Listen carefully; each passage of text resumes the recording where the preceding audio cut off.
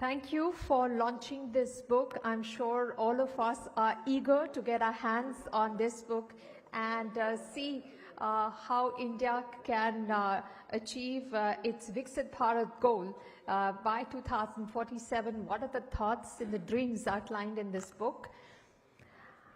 Now we have a panel discussion which will be moderated by Ms. Navika Kumar, Group Editor-in-Chief, Times Now and Times Now Nav Bharat. I will hand over the mic to Ms. Navika Kumar. Thank you very much and congratulations to you, Subbu. And that's how we all refer to him in the media, Subbu. It is, and congratulations for this book and Mr. Piyush Goyal. What he's written in the book would be music to everybody's ears, especially in the government, because 5 trillion economy to jab hogi tab dekhenge, but he's talking about a 55 trillion economy by 2047, and that's what the theme of Bharat at 100 is. And while I look at some of the things that are in the book, I want to look into the crystal ball and ask you, how is it going to be possible to get to that? Thank you, Navika, and congratulations, Professor Krishnamurthy Subramaniam.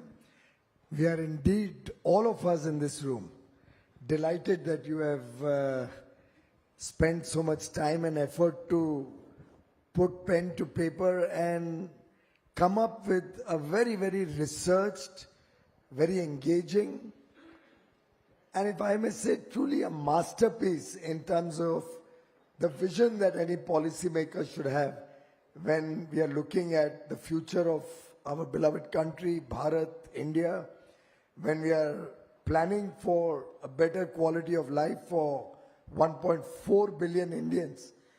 And as Prime Minister Modi often says, and you work so closely with him, unless we dream big, we'll never achieve big. And I'm delighted that you've chosen to up the scale. And so far, even when I used to talk of 35 trillion, taking India from 3.5 trillion, 10x to 35 trillion, more often than not, I got brickbats. Now I'm glad you're joining the club with an even bigger target and bigger aim. And even faster. But I, for one, am absolutely clear in my mind that if all of us put our head and hand together, we can leave a few people aside who will continue to create fissures in the system. वो अपनी बात बोलते रहेंगे, पर अब बालक बुद्धि का कुछ ज्यादा किया भी नहीं जा सकता, वो टॉलरेट करना ही ठीक रहता है. आप पार्लियामेंट से आए हैं? पार्लियामेंट आज जा नहीं पाया, पर ये 2 दिन पहले की बात. पर truly,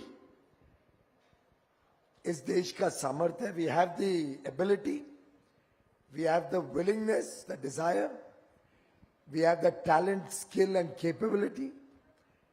As policymakers, we have the intent.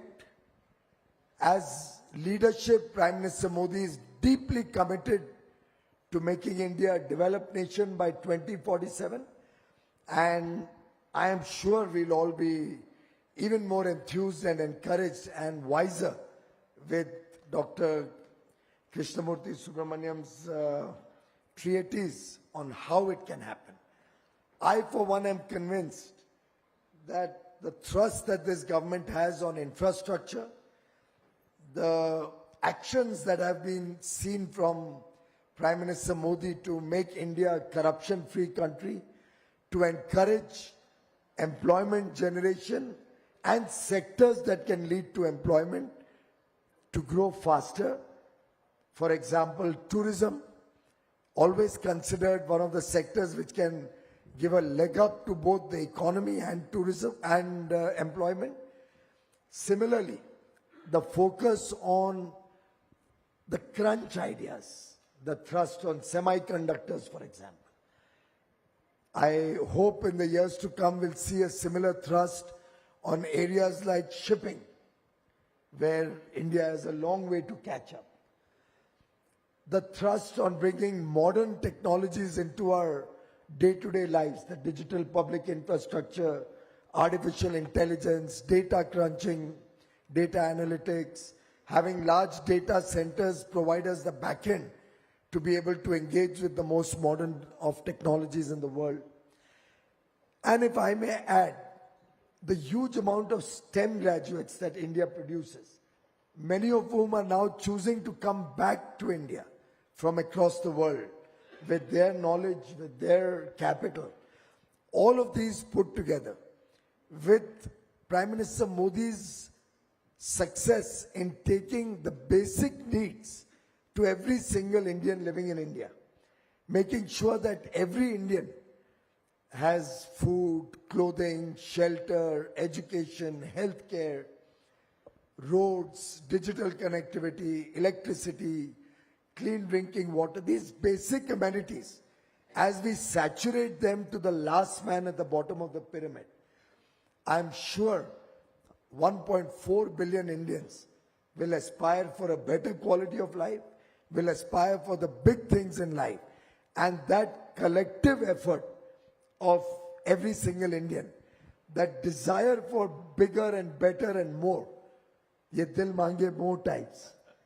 And going forward, the focus efforts to make ourselves self-sufficient in defense, the focus efforts to replace the oil economy with the electric economy, the focus efforts to bring quality into play in our manufacturing setups and consumer choices, consumer preferences, making quality the fulcrum of activity, bringing transparency and technology to every single home.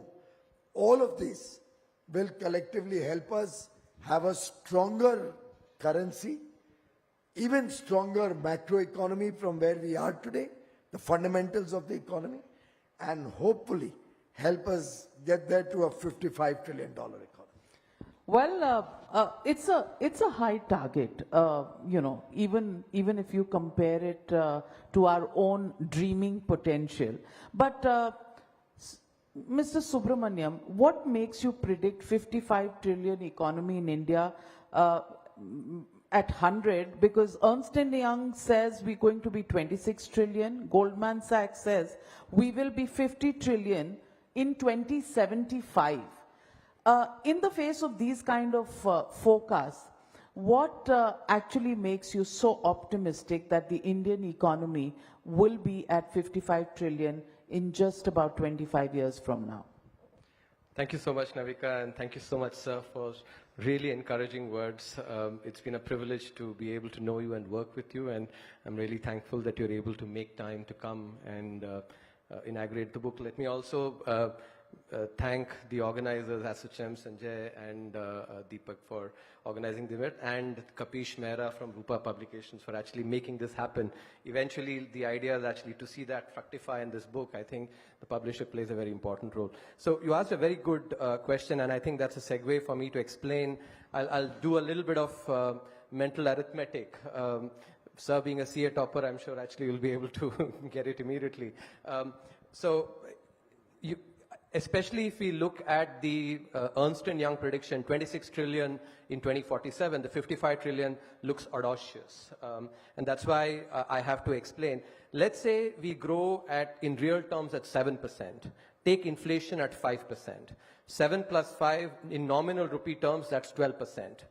But when we are doing calculations in dollar, or we're estimating in dollar terms, we have to take into account the rate of depreciation of the rupee vis-a-vis the dollar.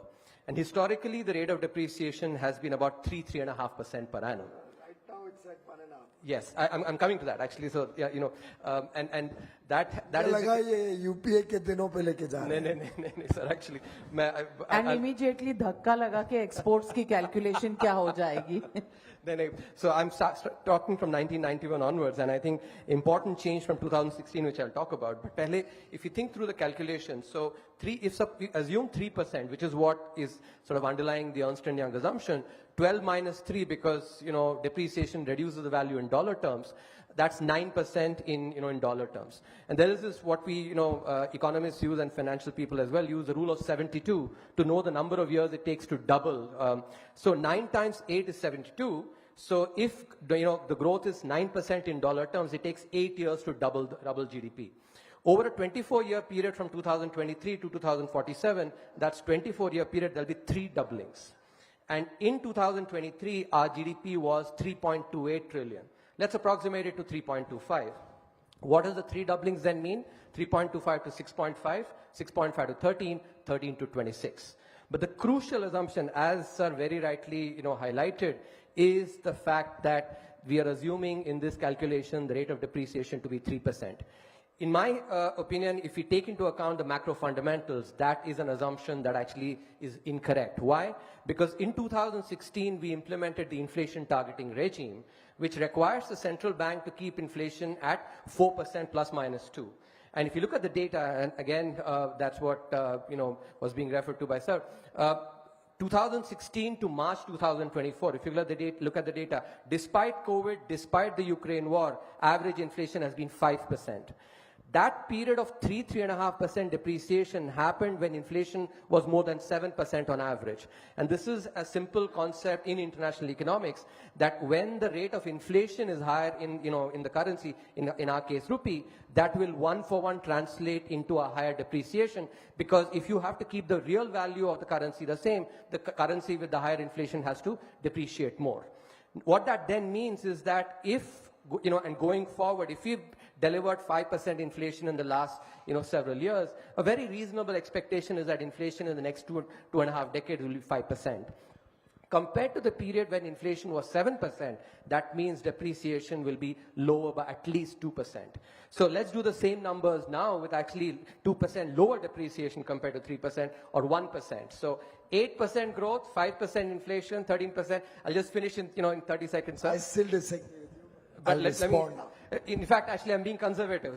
I'm being conservative here. I personally believe, Subbu, that the Indian economy, and that's why I made it a point, recognizing your 55 trillion, because I do this all the time. Yes. We've had this conversation before. Yes. Yesterday, I addressed a press conference about which I spoke to you, in which also I'd done the maths, 91 to now how much the economy has grown, 13x in dollar terms.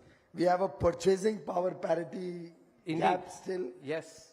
I personally believe as we increase our shipping, as we focus on electric mobility, and as we become sufficient in defense, and a little bit more in things like oilseeds, rubber, pulses, we are looking at a rupee appreciation. Yes. In fact, let me just finish this thought, Navika. Actually, I'm a trained economist, so I must tell you this. An economic model is as good as its assumptions. And your assumption is the depreciation rate, the inflation rate. You've not talked about the political assumptions here. I'll come to it. And in 25 years, a lot can change in politics, which can send those assumptions into a tizzy. So I really want to come down to that point. I agree. Because economists make models, they are dreamers, they have assumptions and they build dreams. Politicians are the realists. But Navika, allow me to finish this, I think, so that our audience understands how is this number. I agree with, that there is good possibility of appreciation, but even with 1% depreciation, that's why let's see the calculation, you'll see the credibility of the estimation. 8% growth, 5% inflation, that 8% real growth, that's 13% in nominal rupee terms. Subtract 1% inflation, depreciation, that's 12% in dollar terms. Again, rule of 72, doubling happens every 6 years now. So over a 24-year period, you have 4 doublings, not 3. So we basically 3.25 to 6.5 to 13 to 26 and 26 to 52. That's the 4th doubling. That takes close to, actually, I've just done an approximation here. I agree with you. I think that whenever one does an estimation in 20-25 years into the future, there are potential tailwinds, there are potential headwinds as well, both of which are very, hard to anticipate. Which is why in the book, I've actually also done other scenarios. Even if we grow at 6% in real terms, we can still be a $30 trillion economy, which is something, in other words, we will be rubbing shoulders with the largest economies of the world and possibly with some luck be the largest economy of the world in 2047.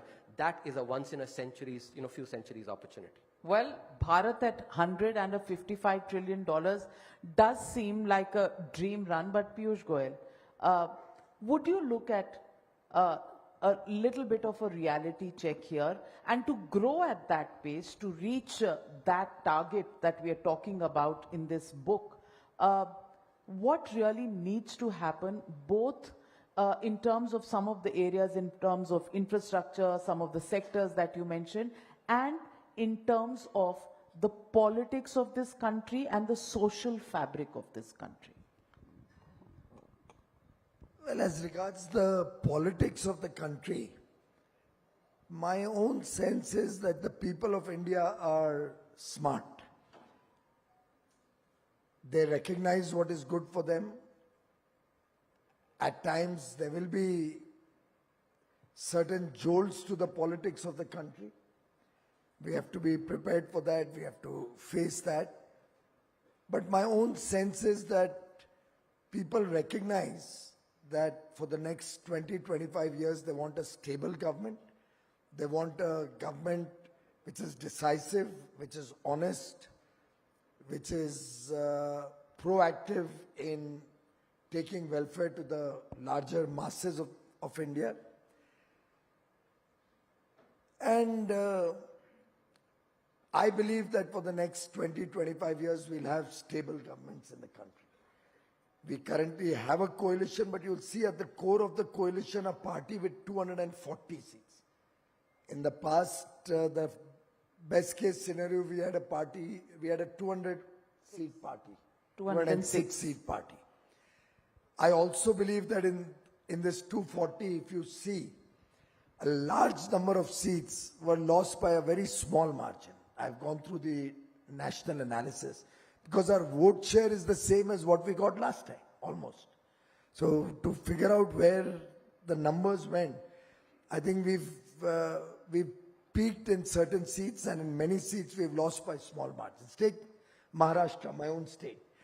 More than 10 seats we lost by less than 30,000 votes, and won only 2 seats with less than 30,000.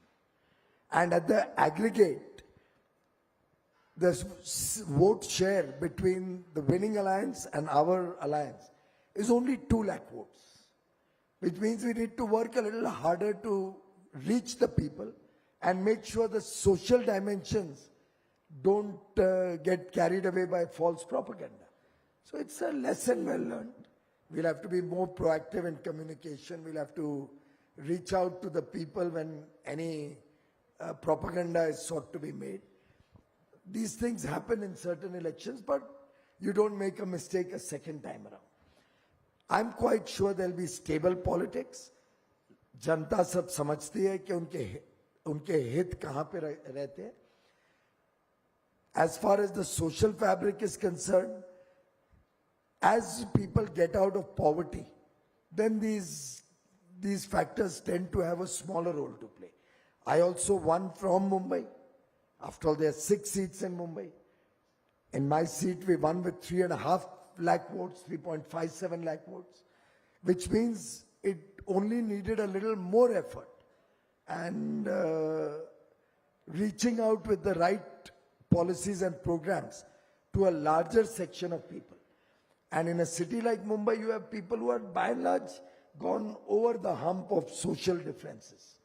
So I do believe that as our efforts bear fruit, as the economy grows in the way he's mentioning, and we'll be at 5 trillion in the next 3.5 years.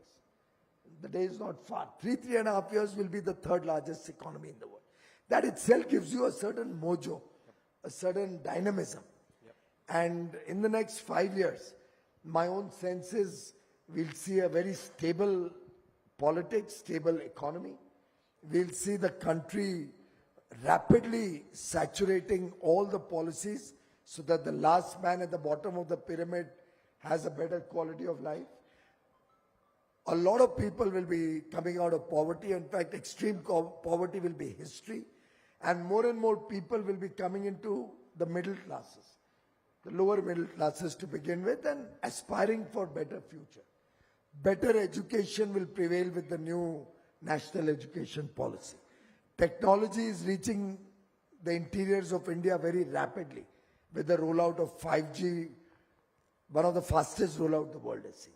So I'm very confident political and social problems will gradually reduce.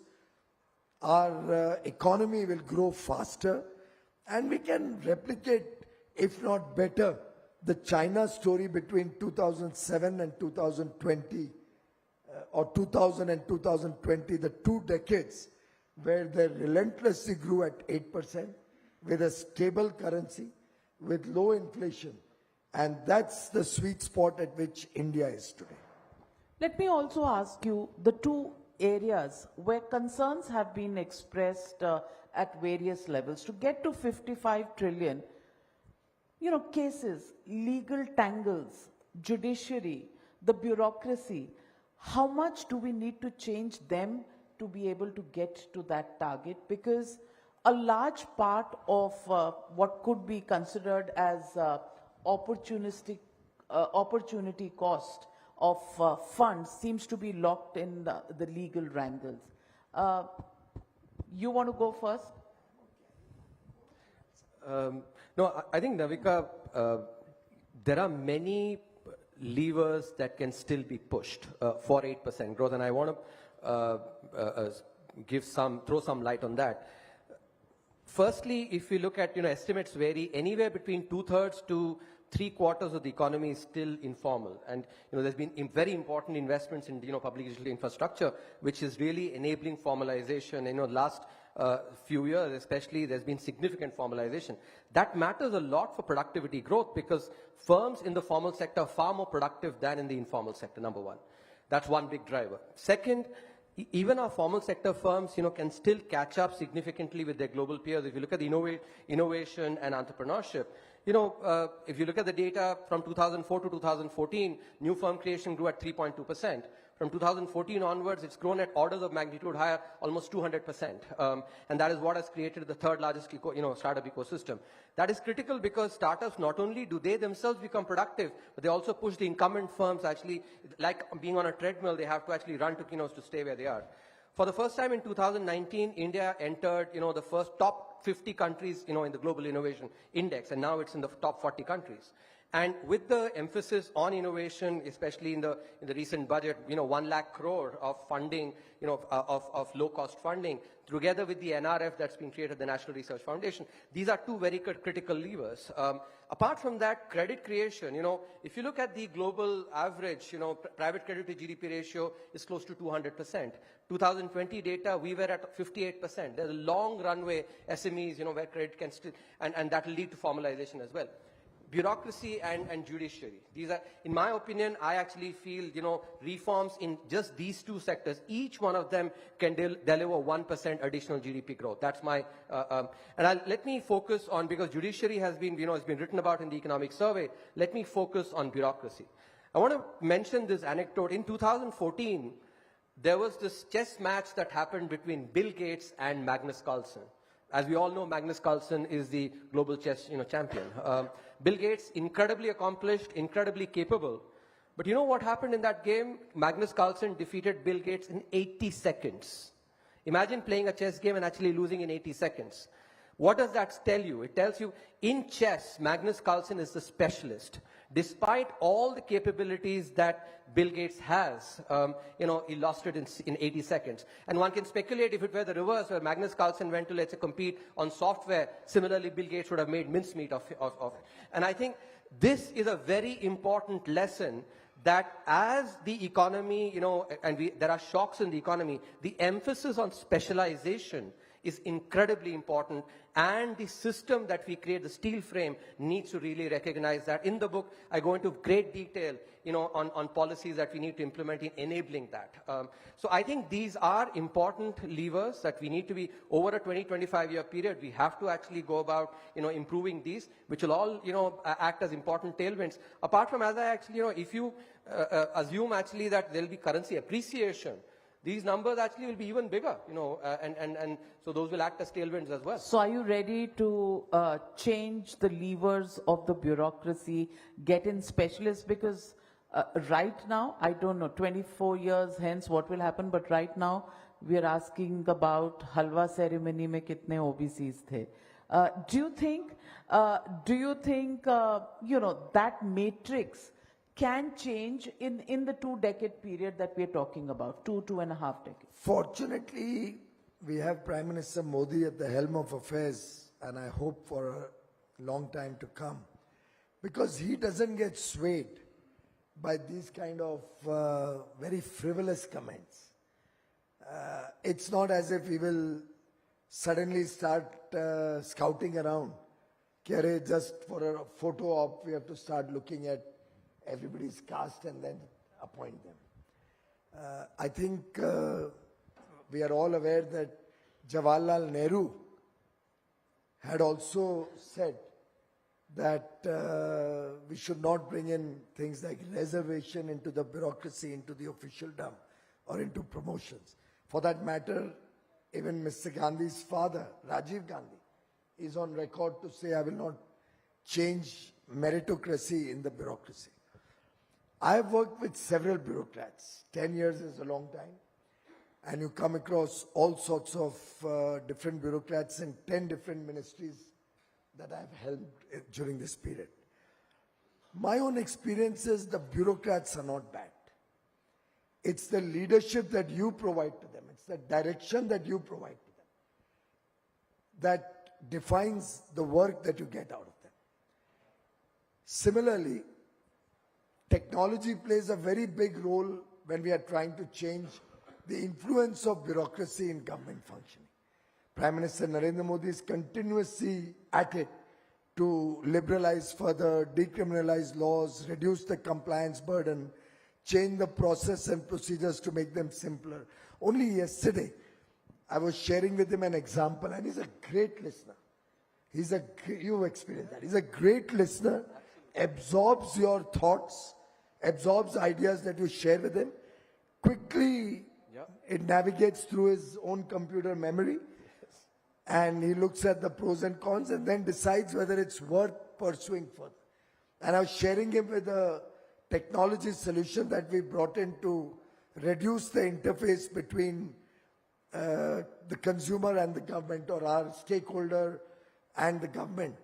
And he quickly liked the idea. He asked me 4 or 5 probing questions, and he said, okay, prepare for a next level presentation. That's the level of leadership Prime Minister Modi brings to the table. After all, the Aadhaar initiative was a UPA initiative. But Mr. Chidambaram and Mr. Pranab Mukherjee kept fighting cats and dogs, whether Aadhaar or National Register of Population Register. And bugs in each other's rooms. That you reported.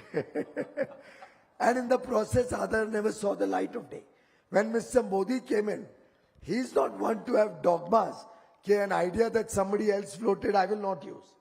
He very merrily called Nandan Nilekani to his office to try and understand, spent 3 hours, I'm told, to understand Aadhaar in detail. He even sent Nandan to my office. There are 2-4 लोगों को sensitize करो, maybe to Amit Shah and other leaders.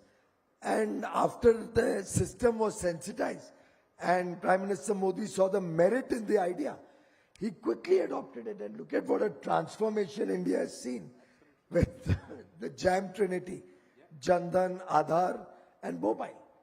The world was astonished in the first 8 months in government through a 120-day program from August to January 14-15.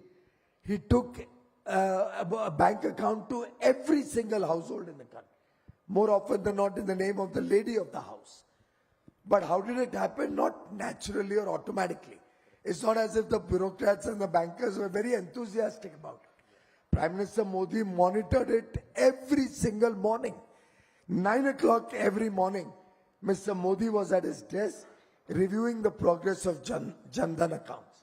Otherwise, in 120 days, you don't take a bank account to every household, something which didn't happen in 67 years after independence.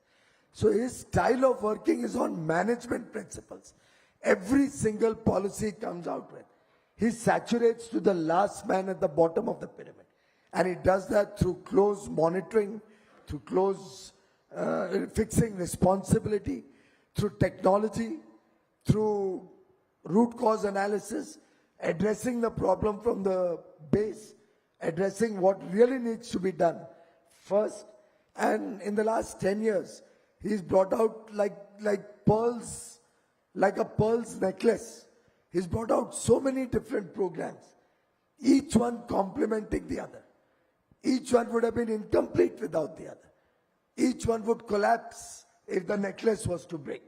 But when you look at all the policies of Prime Minister Modi as beads in a necklace or pearls in a necklace, you will realize the transformational impact it has had on the nation's psyche, the nation's self-confidence, the nation's thinking, and the world today recognizes the India growth story. The world today is faster to understand what's happening in India.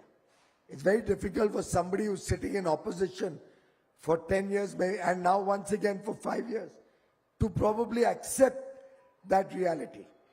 But be that as it may, we are confident we will stay the course under Prime Minister Modi's leadership, and we will continue to steer the economy to a fast growth trajectory, taking us to the third largest in the world, ensuring 1.4 billion Indians can dream big, can aim big, and achieve big. Well, my last question on this itself is... Navika, if I may just add to, I think, Okay. given, Yes, go ahead. given the vantage point that I now occupy at the International Monetary Fund, I must definitely mention that the digital public infrastructure that India has created now is really the envy of every other country. And I think it's really critical, and I always, take the opportunity to mention that we've created as many bank accounts, active bank accounts, as 1.5 times that of the population of the United States. So and I think this has happened. I must also mention here, while I highlight the importance of specialization, I think in the last many years there has been emphasis on that. In the time when I was in the government, for instance, in the economic ministries, people with the right specialization, were brought in and have been brought in. I think what is important is that we need that to be across the board. I think in general, in any system, there are some very, very outstanding people, and I've had the opportunity to work in many of them. But being able to actually lift everybody and make them focus more on specialization, that's an aspect that I think we'll have to actually equip the system more. And I think some of the programs that are being implemented will really help in that process. Sir mentioned about I've had the privilege of being able to observe from close quarters, and having had the privilege of seeing many of the best in the world, I have no hesitation in saying I've seen in him actually one of the best learners. Being just able to absorb, and for that listening is necessary, but not sufficient. At the same time, also being open-minded enough, to be able to actually listen to someone who's actually, maybe a kid in front of him in all manners, and yet being able to even ask questions. And I think that attribute of being able to learn is what enables him to actually make these seminal changes.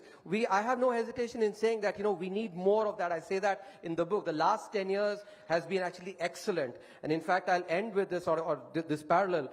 If you think about, I'm sure Sir will agree, in the early 90s, Sachin Tendulkar actually had just burst into the scene, and his potential was visible, much like India's economy's potential is also visible.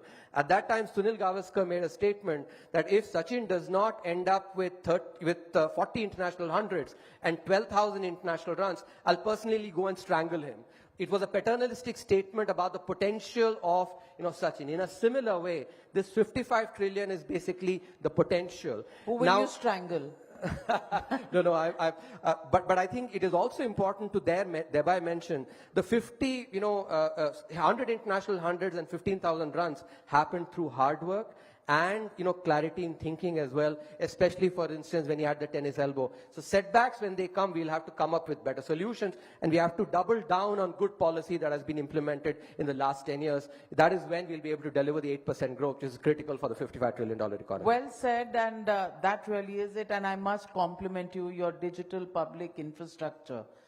At a meeting, even Bill Gates, where I was present, was complimenting some of the senior people in his team about the way India's picked up and built its digital public infrastructure, which came in so handy during the pandemic. Oh, indeed. It kept us alive and kicking during that period. But I know you made a Herculean effort coming here with the backache that you have. But to end it, I just want to ask you, what do we need to do to start? And those are the pillars that you refer to in your book. I want to ask you about ethical wealth creation and the virtuous cycle ignited by private investment. That's an area where we need a little bit of push, especially on wealth creation, which is seen politically as somewhat a bad activity. How do we get it out of that rut and get into thinking that wealth creation? And I think this room full of investors, entrepreneurs, and industry leaders would want to know your answer on that one. Well, yesterday, Prime Minister Modi was speaking at the CII meeting. And I believe every person in India who desires to see a strong, vibrant India, who desires to see a prosperous India, must listen to his speech of yesterday. It was so powerful in content. It raises the confidence of every person in India and across the world.